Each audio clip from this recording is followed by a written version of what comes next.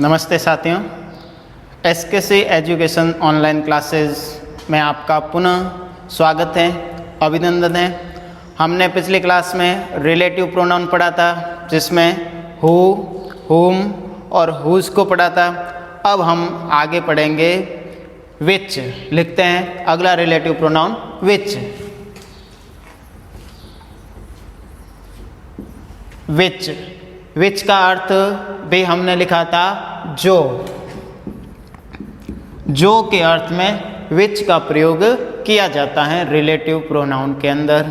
अब देखते हैं हु और विच में क्या अंतर होता है। हु का प्रयोग किया जाता है सजीव नाउन से बाद में, और विच का प्रयोग किसी वस्तु के लिए, थिंग्स के लिए या एनिमल्स के लिए किया जाता है। लिखते हैं जब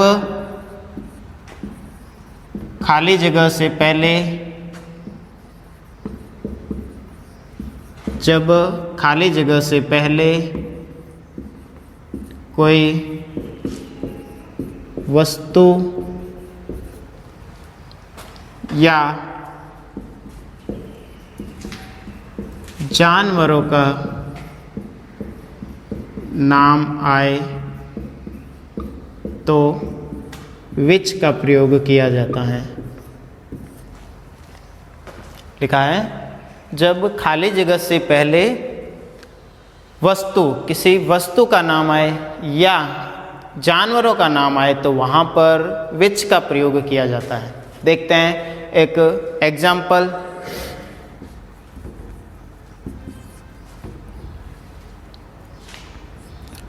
the dog blanks bit him is stray dog. The dog blanks bit him is stray dog. देखते हैं ब्लैंक्स, ब्लैंक से पहले लिखा है डॉग। डॉग एक जानवर है, तो लिखा है खाली जगह से पहले जानवरों का नाम आए, जानवरों का नाम आए तो वहाँ पर विच का प्रयोग जो के अर्थ में किया जाता है।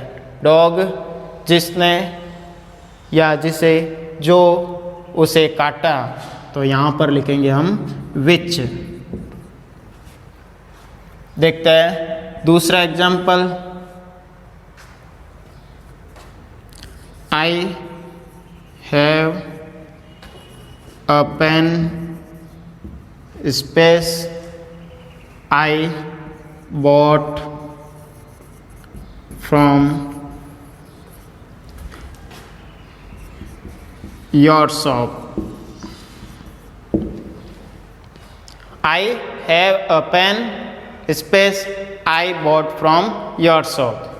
खाली जगह से पहले पेन, पेन एक वस्तु का नाम है, अर्थात वस्तु के बाद में जो के अर्थ में विच का प्रयोग किया जाएगा, तो यहाँ लिखेंगे हम विच। ये हुआ हमारा रिलेटिव प्रोनाउन नंबर 3 विच। आगे देखते हैं नंबर 5 था व्हेन। व्हेन का अर्थ लिखा था जब। व्हेन का अर्थ होता है जब। जब के अर्थ में रिलेटिव प्रोनाउन में व्हेन का प्रयोग किया जाता है। अब व्हेन का प्रयोग सेंटेंस में कहाँ पर किया जाता है, कैसे किया जाता है, किस परिस्थिति में किया जाता है, वो देखिए। जब वाक्य में समय सूचक टाइम से रिलेटेड शब्द हो तो व्हेन का प्रयोग किया जाता है। जब वाक्य में टाइम से संबंधित, जब वाक्य में समय सूचक शब्द आए, टाइम से संबंधित वाक्य में शब्द आए, तो वहाँ पर रिलेटिव प्रोनाउन व्हेन का प्रयोग किया जाता है। सेंटेंस देखते हैं। It is Sunday space we take rest. It is Sunday, space we take rest. तो संडे एक टाइम से रिलेटेड वर्ड है, तो यहाँ पर जब के अर्थ में व्हेन का प्रयोग किया जाएगा। इट इज संडे अर्थात संडे जब, रविवार जब हम रेस्ट करते हैं, तो जब के अर्थ में यहाँ पर प्रयोग होगा व्हेन का। अब देखते हैं हम रिलेटिव प्रोनाउन नंबर 6 जो हमारा था वेयर। वेयर का अर्थ जहाँ। जब वाक्य में स्थान सूचक शब्द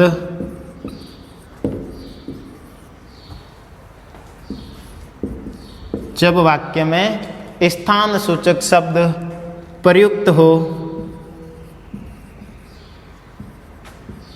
तो वेयर का प्रयोग किया जाता है। जब वाक्य में स्थान सूचक शब्द प्रयुक्त हो तो वेयर का प्रयोग किया जाता है। कैसे देखते हैं। The school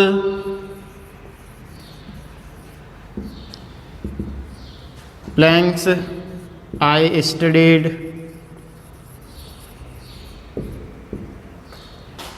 in 12th class.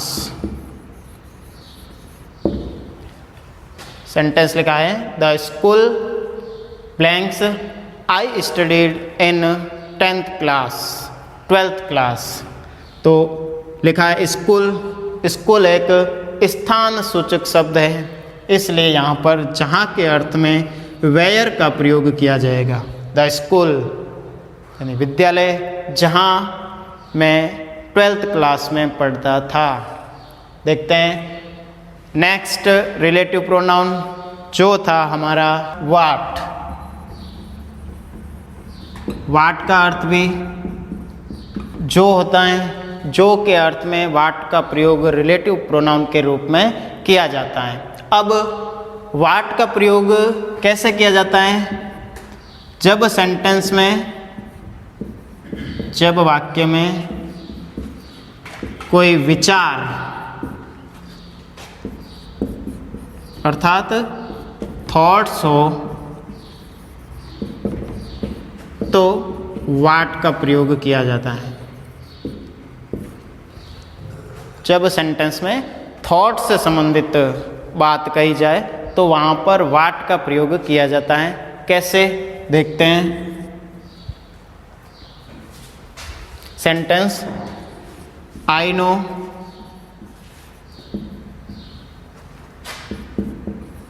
Space you want to say. I no मैं जानता हूँ। यू वांट टू से तुम, जो तुम कहना चाहते हो। तो जो के अर्थ में यहाँ हु क्यों नहीं आएगा, क्योंकि हु का प्रयोग सब्जेक्ट के रूप में होता है और यहाँ पर ये सब्जेक्ट लिखा है तो एक सब्जेक्ट के आगे सब्जेक्ट नहीं आएगा। तो यहाँ पर जो का अर्थ वाट के रूप में लिखा जाएगा और ये एक थॉट्स है कि तुम कहना चाहते हो। तो I know what you want to say, मैं जानता हूँ कि जो तुम कहना चाहते हो। ये है आपका वाट रिलेटिव प्रोनाउन। देखते हैं नेक्स्ट रिलेटिव प्रोनाउन जो था हमारा वाई। वाई का अर्थ यहाँ पर भी रिलेटिव प्रोनाउन में भी क्यों ही होता है। अब वाई का अर्थ क्यों के रूप में कैसे रिलेटिव प्रोनाउन में प्रयोग किया जाता है वो देखते हैं। तो यहाँ पर जब वाक्य में रीजन अर्थात कारण का भाव हो तो वाई का प्रयोग किया जाता है। जब वाक्य में रीजन या कारण का भाव हो तो वाई का प्रयोग किया जाता है। कैसे सेंटेंस देखिए। I don't know why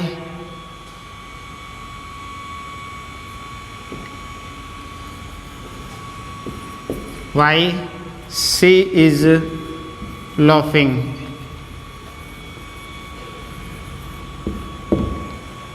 I don't know space she is laughing. मैं नहीं जानता वह हंस रही है।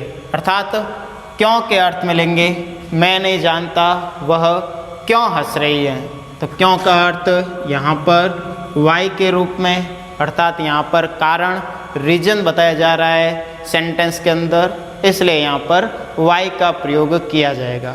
अब देखते हैं नेक्स्ट रिलेटिव प्रोनाउन, जो लास्ट रिलेटिव प्रोनाउन है दैट। दैट का प्रयोग किस रूप में किया जाता है, कैसे किया जाता है, देखते हैं। नेक्स्ट और last relative pronoun that. That का अर्थ भी जो होता है, इसका प्रयोग जैसे हु का प्रयोग किया जाता है वैसे वैसे उसी सेंटेंस में दैट का प्रयोग भी हो सकता है। इसका प्रयोग थिंग्स अर्थात वस्तु के बाद में और पर्सन के बाद में भी किया जाता है। लेकिन इम्पोर्टेंट ये ओनली वर्ड के लिए है। जब सेंटेंस में ओनली शब्द लिखा है तो उसके जस्ट बाद में, उसके बाद में जो रिलेटिव प्रोनाउन आएगा वो दैट आएगा। सेंटेंस देखिए, this is the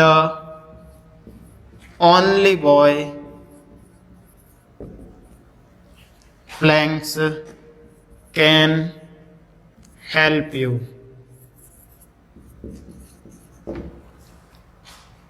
this is the only boy. जब सेंटेंस में ओनली वर्ड लिखा है और उसके बाद में रिलेटिव प्रोनाउन पूछा जाए तो वहां पर दैट का प्रयोग किया जाता है। एक और sentence, Rohan is the only boy space no truth. Rohan is the only boy space knows truth. जब सेंटेंस में ओनली लिखा है तो वहां पर दैट का प्रयोग रिलेटिव प्रोनाउन के रूप में किया जाता है। ये थे हमारे रिलेटिव प्रोनाउन। आई होप ये रिलेटिव प्रोनाउन आपको अच्छी तरीके से समझ में आए हैं। और इसी प्रकार हमसे जुड़े रहने के लिए SKC एजुकेशन यूट्यूब चैनल को लाइक कीजिए, सब्सक्राइब कीजिए और शेयर कीजिए। धन्यवाद।